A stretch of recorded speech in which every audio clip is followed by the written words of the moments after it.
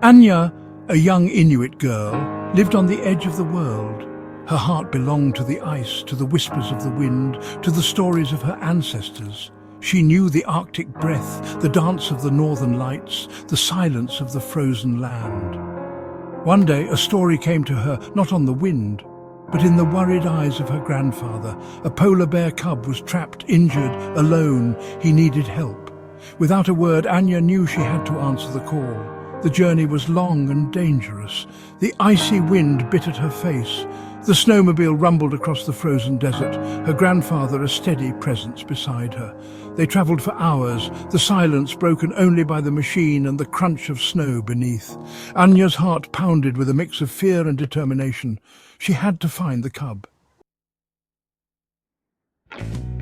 They found him on a small, windswept island. The cub was small, a ball of white fur against the grey rocks. He was whimpering, caught fast.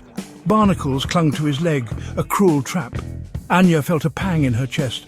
The cub was so vulnerable, his eyes filled with pain and fear. He reminded her of Nanook, the polar bear cub in her grandfather's stories, the one who became a legend. Carefully, Anya approached, her grandfather close behind. She spoke softly, words of comfort in the language of the ice. The cub watched her, his whimpers subsiding a little. Anya reached out her hand, letting the cub sniff her scent. He flinched but didn't pull away. In that moment, a silent promise passed between them. Anya would save him. Anya worked quickly but gently. With her grandfather's help, she used warm water and a small knife to carefully pry open the barnacles. The cub whimpered and trembled, his big paws pushing against the ice. Anya whispered to him, telling him he was strong, that she wouldn't hurt him.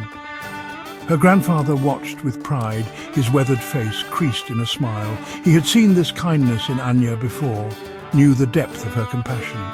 Finally, the last barnacle came free. Anya cleaned the cub's wounds with gentle hands, her touch as light as a snowflake. The cub licked at her hand, a gesture of gratitude and trust. They wrapped the cub in a warm blanket and brought him back to their snowmobile. As they sped away from the island, Anya looked back at the spot where they'd found him. She knew she had changed his fate, and he, in turn, had touched her heart. Back at the village, the cub, whom Anya named Nanook, slowly regained his strength. Anya cared for him tirelessly, feeding him warm milk, cleaning his wounds and talking to him in soft, soothing tones. A bond grew between them, as strong as the ice that bound their world. Nanook would nuzzle into Anya's side, seeking her warmth and comfort. She, in turn, found solace in his presence, in the quiet strength he exuded. Weeks later, the day came when Nanook was finally strong enough to return to the wild. Anya felt a pang of sadness, but also a deep sense of pride.